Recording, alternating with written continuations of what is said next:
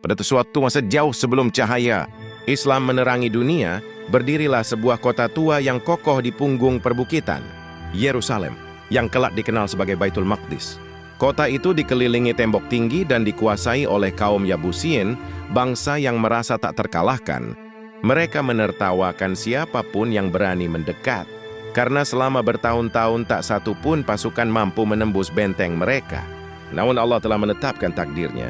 Di tengah Bani Israel, Allah memilih seorang hambanya yang rendah hati namun perkasa imannya, Nabi Daud alaihissalam. Ia bukan raja sejak lahir, melainkan seorang penggembala yang hatinya bersih dan lidahnya senantiasa basah dengan zikir.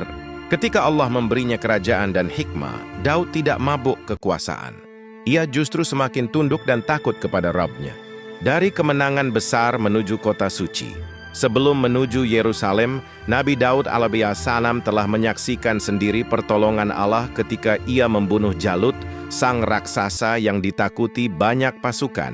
Dengan izin Allah, Daud mengalahkan musuh yang jauh lebih besar darinya. Sejak saat itu Allah mengokohkan kedudukannya sebagai pemimpin Bani Israel. Dengan pasukan yang teratur dan hati yang penuh tawakal, Nabi Daud alaihissalam memimpin perjalanan menuju Yerusalem. Angin malam berhembus dingin di perbukitan, sementara obor-obor pasukan menerangi jalan. Dari kejauhan, tembok, Yerusalem tampak seperti bayangan hitam yang menjulang, seolah menantang siapapun yang datang. Para Yabusin berdiri di atas benteng, mengejek dan menganggap Nabi Daud hanyalah raja biasa yang akan pulang dengan kekalahan. Namun mereka tidak tahu, yang datang bukan sekadar pasukan, melainkan kehendak Allah. Detik-detik penaklukan pertempuran pun pecah. Anak-anak panah melesat di udara, pedang beradu, dan teriakan menggema di antara batu-batu tua. Nabi Daud alaihissalam berada di barisan depan, memimpin dengan keberanian, namun lisannya tak henti-henti menyebut nama Allah. Dengan strategi yang matang dan pertolongan dari Allah, satu demi satu pertahanan kota runtuh. Benteng yang selama ini dianggap tak tertembus akhirnya terbuka. Saat fajar menyingsing, Yerusalem berada di bawah kekuasaan Nabi Daud alaihissalam. Namun yang terjadi setelah kemenangan itu jauh lebih menggetarkan hati. Nabi Daud alaihissalam tidak masuk kota dengan kesombongan. Ia turun dari kudanya, meletakkan pedangnya lalu bersujud di tanah, air mata jatuh membasahi wajahnya. Ya Allah, bisiknya, Engkaulah yang memberi kemenangan ini, bukan aku. Yerusalem menjadi kota ibadah. Yerusalem pun dijadikan pusat pemerintahan dan ibadah.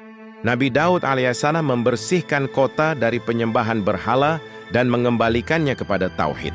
Di sanalah ia menegakkan hukum Allah dengan keadilan yang tegas namun penuh kasih.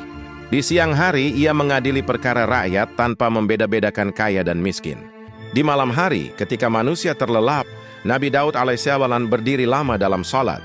Suaranya saat membaca Zabur begitu indah, hingga gunung-gunung dan burung-burung bertasbih bersamanya, memuji Allah. Yerusalem yang dulu dikenal sebagai kota perang berubah menjadi kota sujud dan zikir, penutup yang menggetarkan tahun-tahun berlalu. Nabi Daud alaihissalam menunaikan amanahnya sebagai nabi dan raja dengan penuh keikhlasan. Ia mewariskan kepada putranya Nabi Sulaiman alaihissalam sebuah kerajaan yang kuat dan sebuah kota suci yang diberkahi. Yerusalem bukan ditaklukkan oleh pedang semata, tetapi oleh iman, keadilan, dan ketundukan kepada Allah. Dan hingga hari ini, Baitul Maqdis tetap menjadi saksi bahwa ketika seorang hamba menyerahkan segalanya kepada Allah, maka Allah akan menyerahkan dunia kepadanya tanpa ia harus meminta.